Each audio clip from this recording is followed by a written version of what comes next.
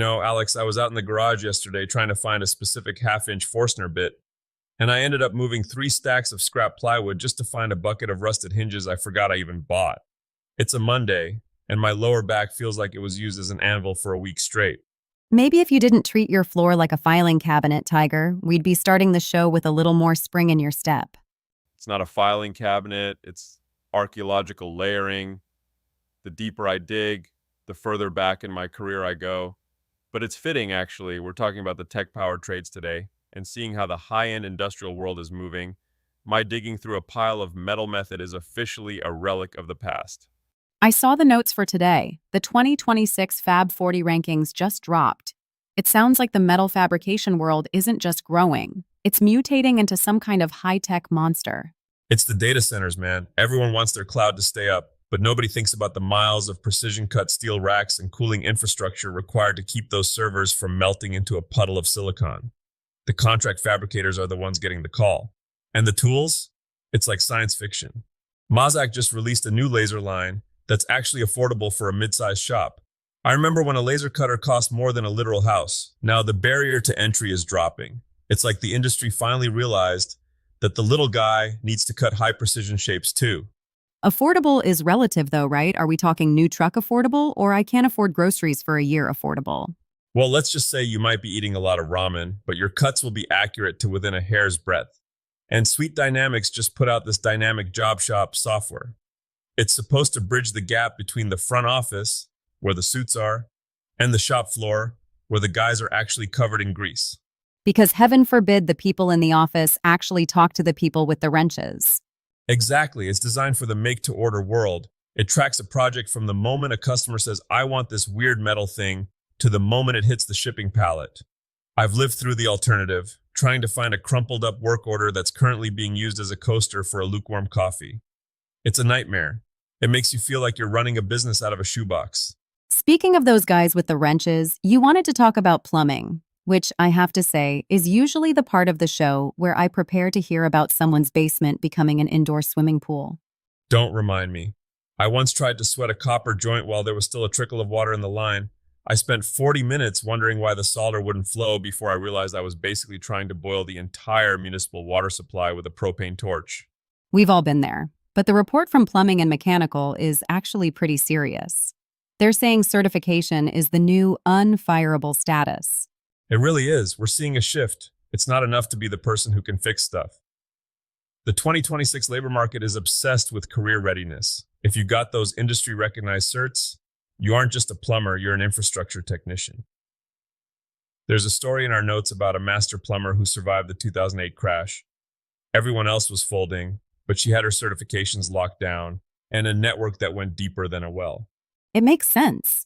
When the economy gets a case of the shakes, people might stop building new mansions, but they never stop needing their toilets to work. It's the ultimate safety net.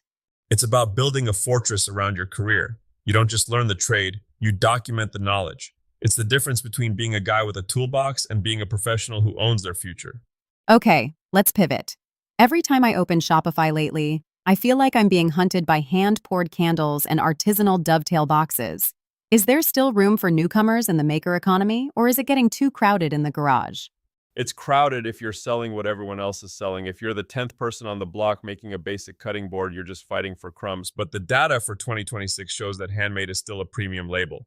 The trick, and this is something I had to learn by failing miserably at selling custom shelves, is to stop selling objects and start selling solutions.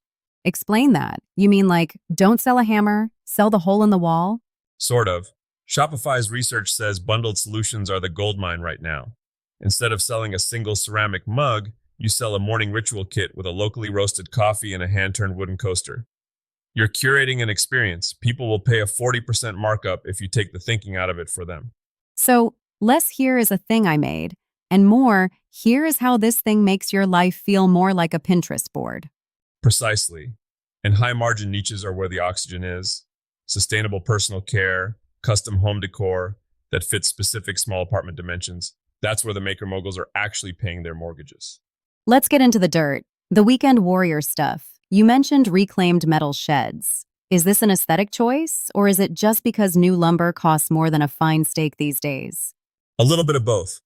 I watched the Maker Channel series on corrugated metal roofing. If you can get your hands on some old rusty sheets and scrub them down, you get this industrial chic look that people pay thousands for in high-end boutiques. Plus, it's basically bulletproof. And what about this hardware-free workshop idea? You're telling me people are building drawers without metal slides?